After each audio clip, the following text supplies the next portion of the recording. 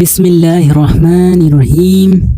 अस्सलामुअलैकुम वरहमतुल्लाहि वबरकातुहू। आज हम बात करेंगे एक लेडी के बारे में जो कि वो अग्रवाल फैमिली से बिलोंग करती थी और उनके पति जैन फैमिली से बिलोंग करते थे।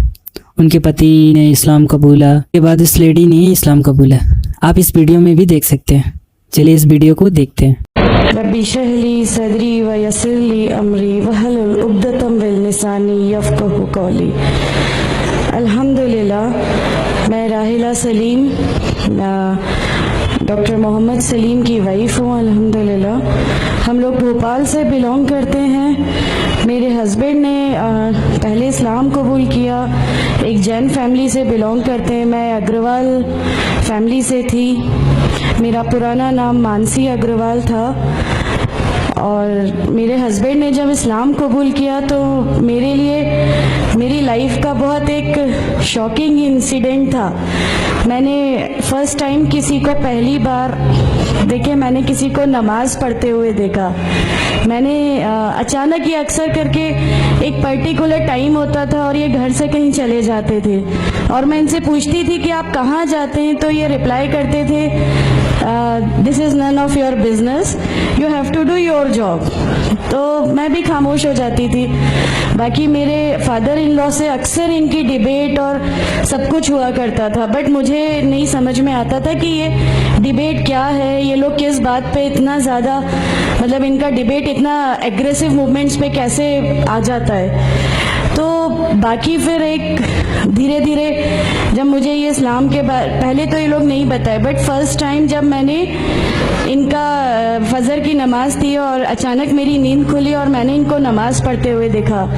मैंने इनसे पूछा कि आप क्या नमाज पढ़ रहे हैं, क्योंकि सिर्फ टेलीविज़न पे देखा था कि हाँ ऐसे जो करते हैं वो नमाज के एक्शंस हैं। मैंने इनसे पूछा कि आप नमाज पढ़ रहे हैं, इन्होंने कहा कि हाँ मैं नमाज पढ़ रहा हूँ।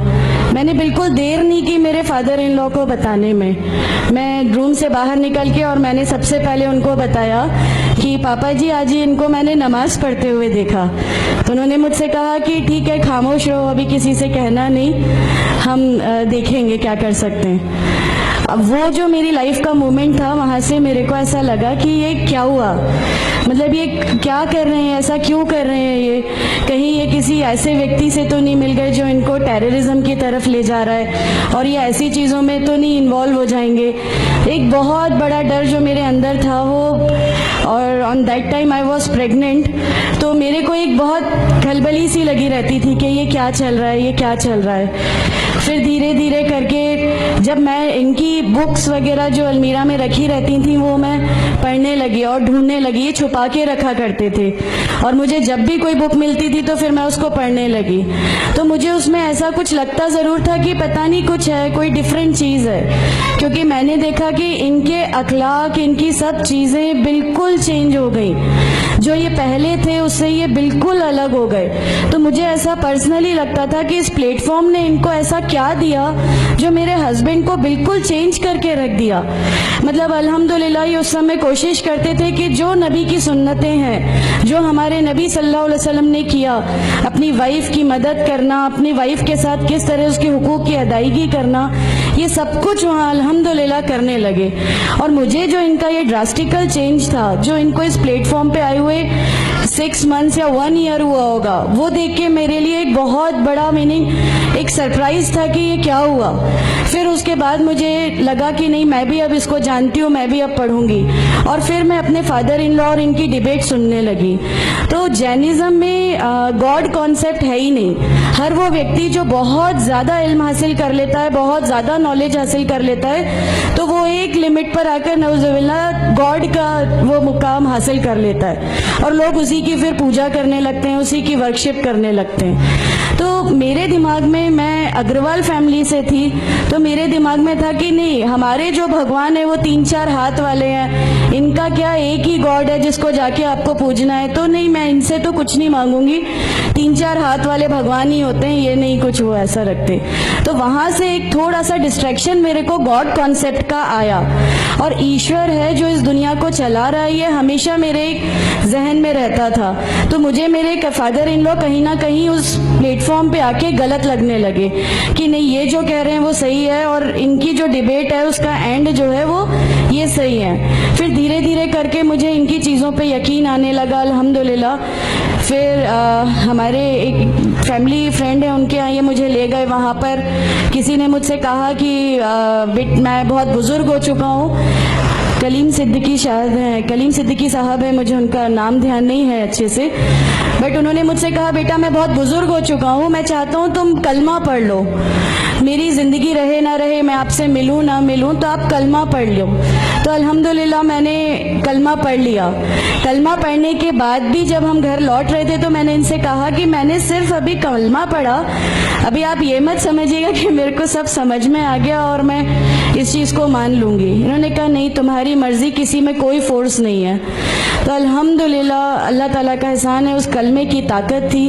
और ये हमेशा कहते थे तुम्हें कोई दुआ मांगनी है तो तहज्जुद में मांगा करो। तहज्जुद का जो टाइम होता है वो बहुत कीमती होता है और उसमें अल्लाह ताला सबकी दुआएं कबूल करता है। इन्होंने मुझे एक दुआ सिखाई थी कि तुम एक दुआ मांगो कि या मेरे रब, अगर मेरा हस्बैंड गलत रास्ते पर है तो उसको सही रास्ते पे ले आ, और अगर मैं गलत रास्ते पे हूँ तो मुझे सही रास्ता दिखा दे।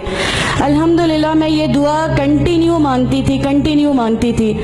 एक बार मेरी नींद अल्हम्दुलिल्लाह तहज्जुद में खुली और बस मैं नॉर्मल जैसे एक ध्यान करते हैं वैसा मैं बैठ गई और अपने आप अचानक दिल चाहा कि बस सजदा करूं।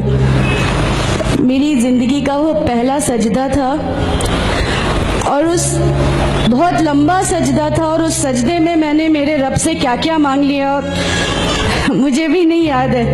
और उस समय मुझे ऐसा फील हो रहा था जैसे अल्लाह ताला खुद मुझसे बात कर रहा है, अल्लाह मेरे सवालों का जवाब खुद दे रहा है। अल्हम्दुलिल्लाह बस उसके बाद तो ऐसा लगा कि नहीं, इस्लाम हक है और इस्लाम पे ही चलना है।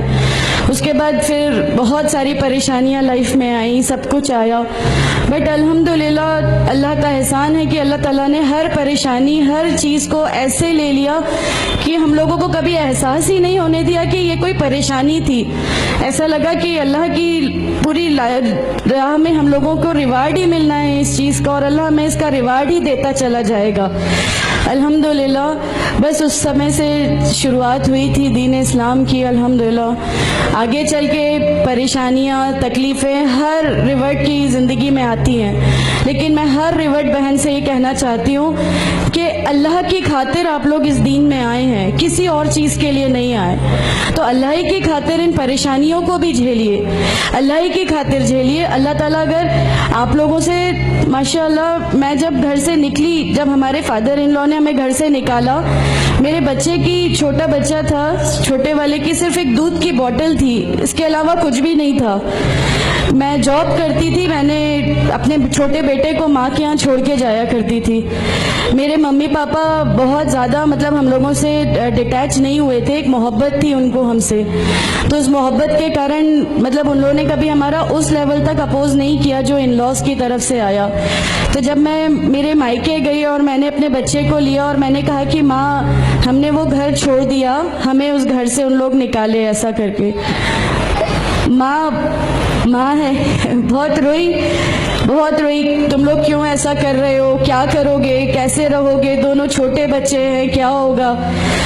मैंने कहा कि माँ आप सिर्फ एक माँ हो ना, वो मुझे 70 माँओं के बराबर मोहब्बत करता है, तो जो रब मुझे मेरी 70 माँओं के बराबर मोहब्बत करता है वो कैसे इस दुनिया में मुझे रुस्वा कर सकता है। सिर्फ एक छोटा सा ये विश्वास था। अल्हम्दुलिल्लाह उस विश्वास को रखते हुए सारी चीज़ें, सब परेशानियाँ ऐसे अल्लाह ताला ने ले ली कि उसका मेरे पास कोई मतलब कहने के लिए भी शब्द नहीं है। अल्हम्दुलिल्लाह। और मैं आप लोगों से सबसे गुजारिश करती हूँ, और अगर अल्लाह ने मुझे आप लोगों की एक ऐसी बहन बना दिया जो आपकी परेशानियाँ, आपकी हर उसमें, हमारा घर, हमारी सब कुछ अल्हम्दुलिल्लाह आपके लिए है, क्योंकि हम लोग ठान के बैठे हैं हमारा जीना मरना, हमारी नमाजें, हमारा सब कुछ सिर्फ अल्लाह के लिए है और यहीं से यही लेके हमको जाना है, कोई जवाब हमें नहीं मिलेगी। अस्सलामु अलैकुम वरहमतुल्लाहि वबरकातुहू।